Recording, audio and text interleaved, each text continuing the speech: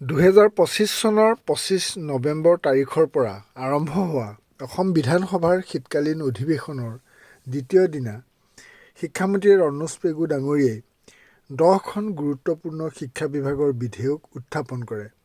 এই ভিডিঅ'টোত শিক্ষামন্ত্ৰী ডাঙৰীয়াই উত্থাপন কৰা বিধেয়কৰ সম্পৰ্কে আপোনালোকক পোনপটীয়াকৈ শিক্ষামন্ত্ৰীৰ বক্তব্য শুনাম আৰু শিক্ষামন্ত্ৰীয়ে বিধেয়ক সম্পৰ্কে কি কৈছে সেইখিনিও শুনাম।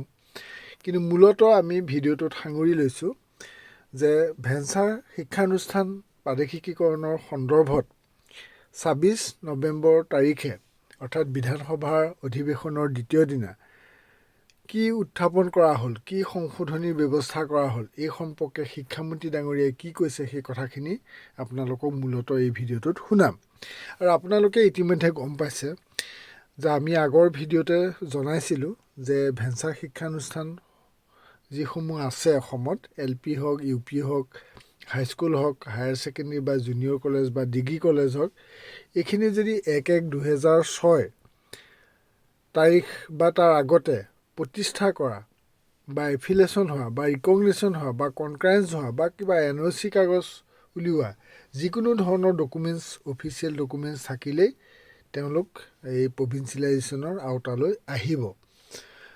অৰ্থাৎ আগতে এটা কথা আছিলে যে 1/1/6 আগত প্ৰতিষ্ঠা হ'লেই নহ'ব, আপাৰ প্ৰাইমেৰী স্কুল হ'লে ৰিকগনিশ্যন হ'ব লাগিব বা লোৱাৰ প্ৰাইমেৰী হ'লে তেনেকৈ যাৱতীয় পাৰ্মিশ্যন থাকিব লাগিব।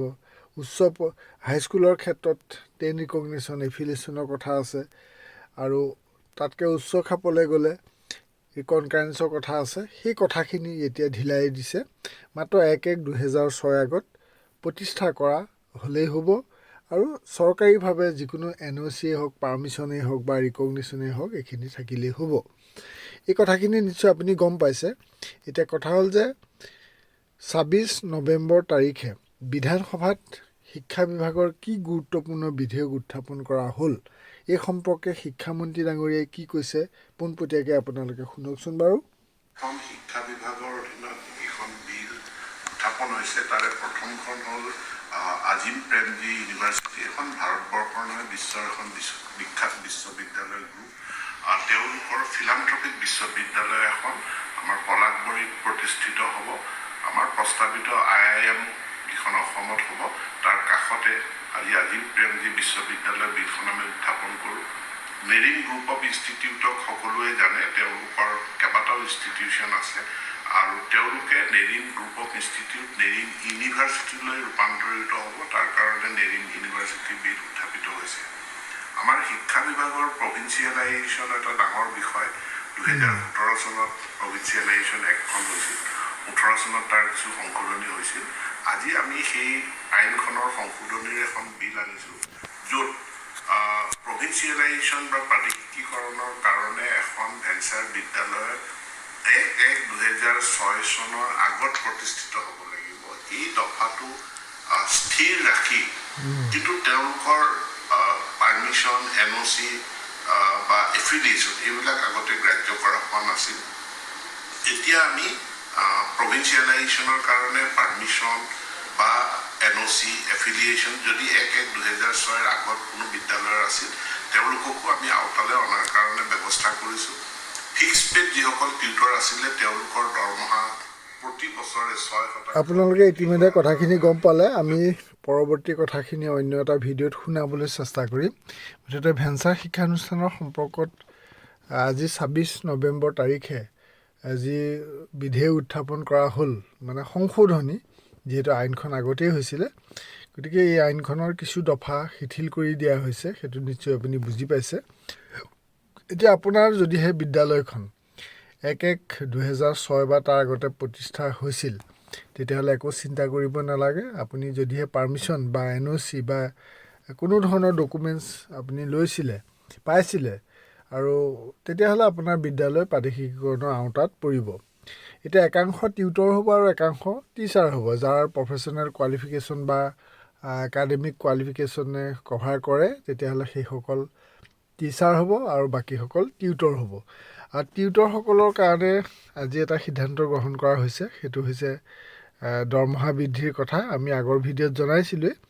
ইয়াত টিউটৰ বুলি কওঁতে যিখিনি আগতে টিউটৰলৈ ৰূপান্তৰ হৈছিল আৰু নতুনকৈ যি টিউটৰ হ'ব সেইসকলৰ কাৰণেও এইখিনি কথা প্ৰযোজ্য হ'ব যে প্ৰতি বছৰে দৰমহা বৃদ্ধি হ'ব।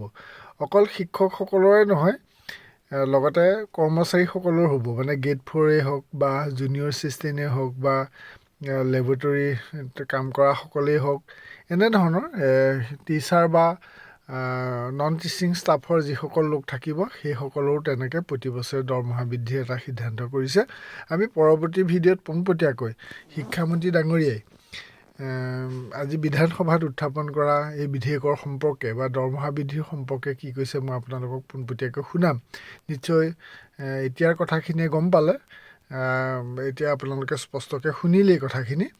এতিয়া কথা হ'ল যে কিছুমান বিদ্যালয় হয়তো বন্ধ হৈ গৈছে, সেইখিনিৰ কাৰণে মই আগৰ ভিডিঅ'ত কৈছিলোঁৱেই যে বন্ধ হৈ যোৱা বিদ্যালয়সমূহ আপোনালোকে ইউডাইচ আকৌ এক্টিভ কৰিবৰ কাৰণে ঊৰ্ধ্বতম কৰ্তৃপক্ষৰ লগত যোগাযোগ কৰক আৰু ড্ৰপ আউট হৈ থকাসকলৰ কাৰণে নিজৰ নিজৰ সমষ্টিৰ বিধায়কৰ লগত পৰাপক্ষত যোগাযোগ কৰক, যাতে এই বিধানসভাতে কিবা এটা ব্যৱস্থা হয়।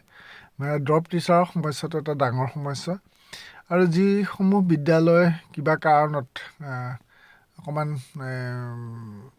দুৰ্বল হৈ গৈছিলে তাৰ ছাত্ৰ ছাত্ৰীৰ সংখ্যাই হওক বা শিক্ষকৰ সংখ্যাই, গতিকে এইবাৰ যিহেতু ভেঞ্চাৰ শিক্ষানুষ্ঠানসমূহ 1-1-2006 আগতেই প্ৰতিষ্ঠা হয় বিদ্যালয়, গতিকে আমি ক'ব পাৰোঁ যে অসমৰ সকলো ভেঞ্চাৰ শিক্ষানুষ্ঠান প্ৰভিঞ্চিয়েলাইজ হ'ব, গতিকে এইটো এটা ভাল খবৰ।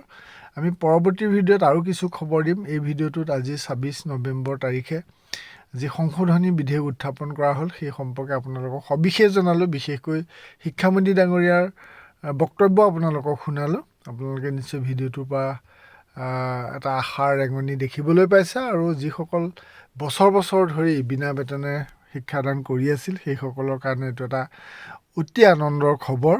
অৱশেষত তেওঁলোকৰ সপোন পূৰ হৈছে। কিন্তু আপোনালোকৰ বিদ্যালয় যাতে এইবাৰ কোনো কাৰণতে থাকি নাযায় তাৰ কাৰণে আপোনালোকেও নিজেও কিছু যত্ন কৰিব। আপোনালোকৰ বিদ্যালয় কিছুমান যদি উইক পইণ্ট আছে সেই উইক পইণ্টখিনি আঁতৰাই আপোনালোকে যাতে এই সমস্যাটো চৰকাৰে যেনেকৈ সমাধান কৰিব বিচাৰিছে, সকলো ভেঞ্চাৰ শিক্ষানুষ্ঠান প্ৰাদেশিকীকৰণ কৰিব বিচাৰিছে, সেই গোটেই আঁচনিটোত আপোনালোকো সোমাই পৰক। আৰু 1-1-2006 পিছত যিহেতু ভেঞ্চাৰ শিক্ষানুষ্ঠান প্ৰতিষ্ঠা কৰা আমি দেখাই নাই, গতিকে গোটেইবিলাক বিদ্যালয় হ'ব, কিন্তু তাৰ একাংশ বিদ্যালয় বিভিন্ন কাৰণত শেহতীয়াকৈ বন্ধ হৈ গৈছে বা তেনে বিভিন্ন কাৰণত দুৰ্বল হৈ গৈছে, যোৱা টাপলি মাৰি চলি আছে। সেইখিনিও পৰাপক্ষত এই সুযোগ গ্ৰহণ কৰি তেওঁলোকে আকৌ সজীৱ কৰি তুলিবলৈ যত্ন কৰাটো উচিত। আমি আশা কৰিছোঁ অসমত ভেঞ্চাৰ বিষয়টোৱে চিৰদিনলৈ যাতে একেবাৰে সমাপ্ত হয়, এইবাৰ এটা সমস্যাটো সমাধান হয়। এইখিনি কথাকৈ সামৰিছোঁ। আৰু আছে গুৰুত্বপূৰ্ণ খবৰ, আপোনালোকে ইউটিউবত চাই থাকিব। কুমাৰ বসন্ত, আছাম। ধন্যবাদ।